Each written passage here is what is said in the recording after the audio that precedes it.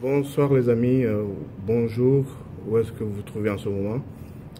Bienvenue dans cette nouvelle vidéo.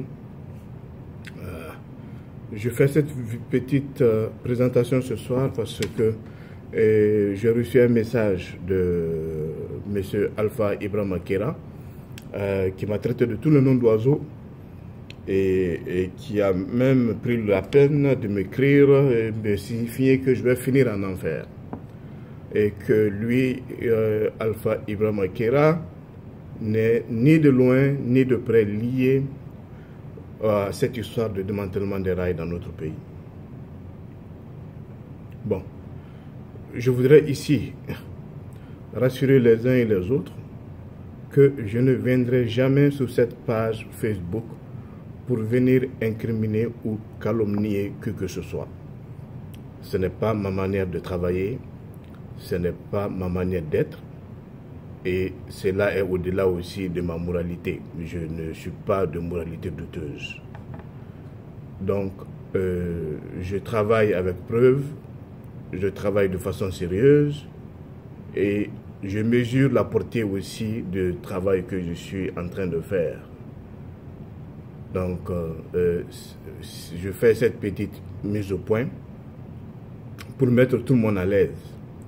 Que tout ce qui sera dit sur cette page-là aura été d'abord documenté, étudié et ensuite analysé avec preuve à l'appui avant de faire quoi que ce soit. Donc, ceci étant, on revient dans la vidéo, on revient dans le but du sujet.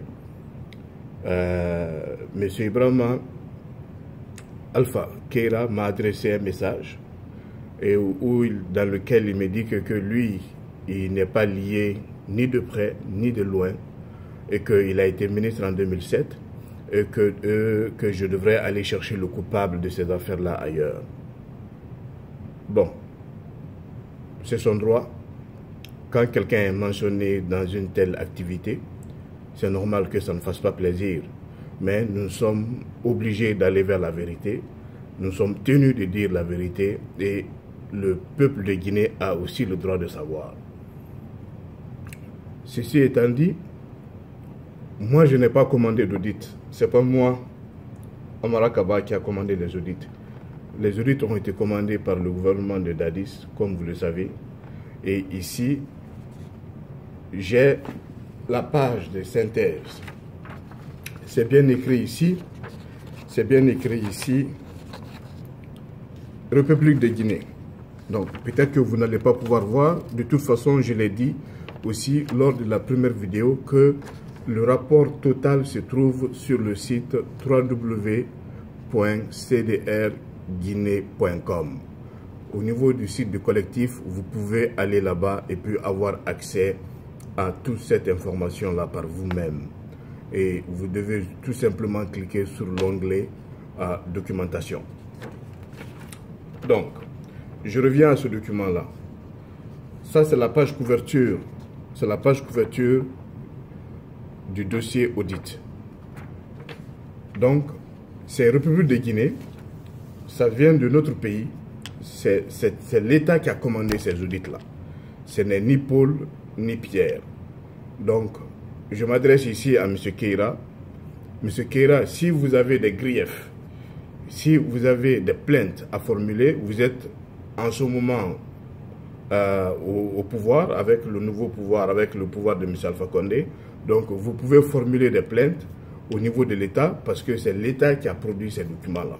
C'est l'État qui a mandaté des gens pour produire ces documents. Vous connaissez très bien le nom des auditeurs. Nous avons, parmi les auditeurs, nous avons M. Oumar Ibrahima Touré, chef de mission. Nous avons Cheikh Kamara et nous avons des superviseurs et autres. Vous le savez très bien. Donc, comme vous voulez qu'on rentre dans les détails, nous allons rentrer dans les détails. Et c'est l'occasion pour moi de m'incliner pieusement devant la mémoire des Guinéens qui sont morts pour construire ce chemin de fer. Parce qu'il y a eu plus de 600 et quelques personnes qui sont décédées lors de la construction de ce chemin de fer.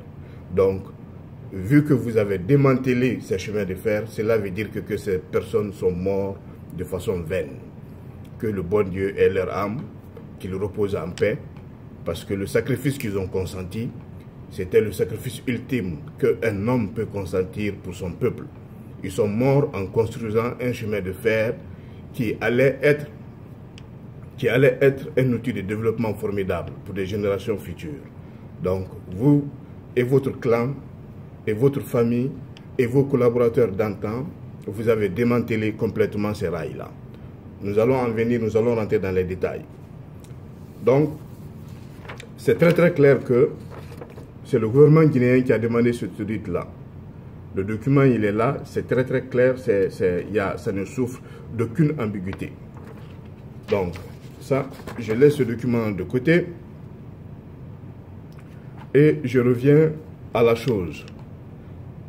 Entre 2005 et 2004, quand le démantèlement avait pris de l'ampleur, les cheminots guinéens, dans un élan patriotique, se sont manifestés. Ils sont allés vers les tribunaux, ils ont bloqué plusieurs camions dans les villes comme Kankan, Dabola, Farana et tout ça. Il y a plusieurs camions chargés de rails qui ont été bloqués. Mais contre toute attente, ces camions ont été libérés par des coups de fil qui sont venus de Conakry et ce sont les cheminots qu'on a mis en prison. On a mis des cheminots en prison parce qu'ils ont manifesté sur le fait qu'on était en train de démanteler les rails. Ça s'est fait. Il y a des témoins oculaires encore de ces histoires-là. Certains sont encore vivants, beaucoup sont encore vivants. Donc ce sont des choses qu'on peut vérifier. Si je mens, cela peut se vérifier. Ok, ça c'était le premier élément. Le deuxième élément, et ici je voudrais faire allusion au laissez-passer, parce que quand les camions ont commencé à être bloqués, et ça retardait le démantèlement. Donc qu'est-ce que vous avez fait, vous et vos complices? Qu'est-ce que vous avez fait? Vous avez accéléré le démantèlement en appelant, en émettant des laissez-passer aux camions pour ne plus que les cheminots puissent les arrêter. Donc, il y a plusieurs séries de laissez-passer qui ont été émis de cette manière-là. Donc, je ne peux pas passer au travers de tous ces laissez-passer. Mais je vais parler du laissez-passer que votre épouse avait signé. Donc, c'est le laissez-passer du 13 septembre 2004 qui a été signé par Madame Keira Marissette Camara, qui est la présidente du conseil, qui était alors la présidente du conseil d'administration des établissements de la société AGA7. AGA7 était l'entreprise de votre épouse. J'en ai parlé dans la première vidéo. Je reviens encore là-dessus dans cette seconde vidéo pour rappeler, pour rafraîchir la mémoire des gens. Et il y a d'autres laissez-passer qui ont été signés par le général Alpha Camara, donc le laissez-passer numéro 00 PRG MDN EMGA 2005 du 4 janvier 2005, qui a été signé par le général Alpha Camara et qui ordonnait aussi de laisser passer les camions chargés de ces métaux-là. Donc, tout ce que je dis là, c'est pas moi qui ai inventé ça. Ce n'est pas une vision d'esprit, mais c'est de la réalité. La vérité, elle fait mal, mais c'est la réalité. Et je voudrais ici aussi vous rassurer que moi, je demeure et je reste imperturbable. Je le dis bien, je demeure imperturbable. Je suis dans la vérité et ce sont des choses qui sont documentées. Si vous voulez vous plaindre, vous pouvez toujours aller vous plaindre à votre patron Alpha Condé parce qu'il a la copie de ce que j'ai ici. Il a ça. Donc, si ce n'est pas vrai, si vous n'êtes pas lié ni de près ni de loin à ça, vous êtes un citoyen guinéen et c'est un devoir pour vous d'aller vers les tribunaux pour essayer de blanchir votre nom. Je vous mets au défi de tenir une conférence de presse au cours de laquelle vous allez blanchir votre nom et apporter des éléments contraires à ce qui est écrit ici. Donc, je reviens encore. Pour quelqu'un qui ne sait pas, qui n'est ni de loin ni de près lié au démantèlement des rails, vous avez été auditionné, vous, Alpha Ibrahima Keira, vous avez été auditionné le 18 janvier 2010. Si ce n'est pas vrai, vous pouvez aussi le démentir. Votre audition a eu lieu le 18 janvier 2010. Et au cours de cette audition, Vous avez même nié l'existence même de la société de votre épouse. Vous avez dit que vous ne connaissez ni de loin ni de près la société Agacept.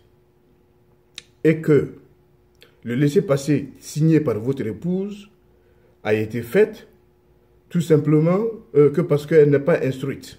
Elle a signé quelque chose dont elle ne connaissait pas la portée.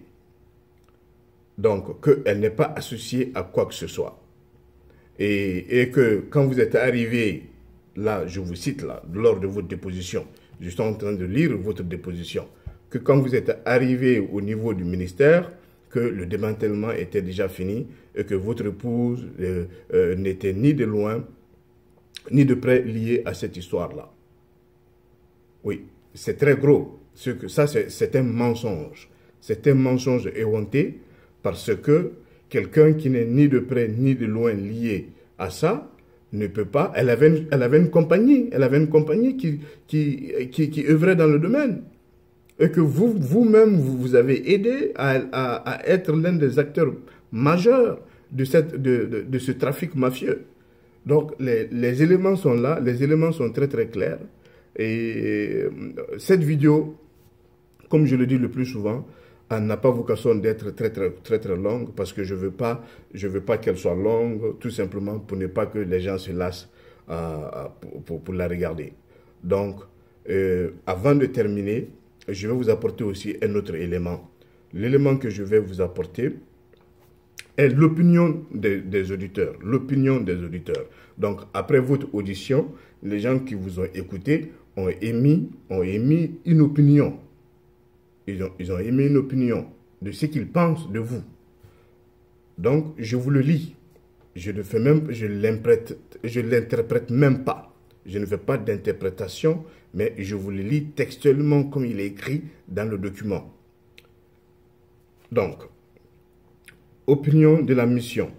On peut retenir contre le ministre Keïra les charges de complicité active suivantes.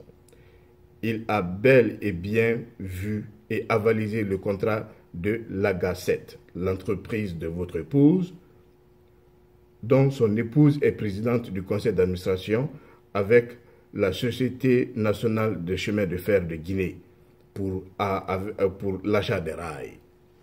Donc, c'est une réalité que vous avez trempée dans cette histoire-là.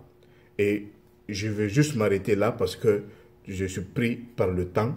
Sinon, nous pouvons continuer. Nous avons d'autres éléments incriminants encore qui vous impliquent, vous et vos complices. Vous avez les poings, les mains et les pieds liés solidairement dans cette entreprise mafieuse. Donc, l'objectif de ces vidéos-là, c'est de faire comprendre à la nouvelle génération que notre pauvreté, l'état du pays, ce n'est pas que le bon Dieu a voulu que les Guinéens soient pauvres, mais il y a des Guinéens qui ont choisi d'agenouiller ce pays, de le mettre à genoux, de le dépecer, de tout détourner pour nous laisser dans un état lamentable. C'était important que j'apporte cette petite correction parce que ma crédibilité était en jeu. Je ne viendrai jamais ici vous raconter des bêtises. Tout ce que je fais sera documenté de façon rigoureuse et inattaquable. Donc, je reviens là-dessus, M. Keïra. Si vous voulez, moi, me poursuivre ou poursuivre l'État guinéen, vous pouvez le faire. Moi, je ne suis que le messager. Moi, je ne suis que le messager. Ceux qui ont écrit le message sont là. Donc, ils sont à Conakry là-bas et ils sont beaucoup plus accessibles que moi. Donc, vous pouvez, dès demain matin, essayer de les contacter pour essayer de claircir votre nom. Donc, ceci étant, je devrais passer à autre chose.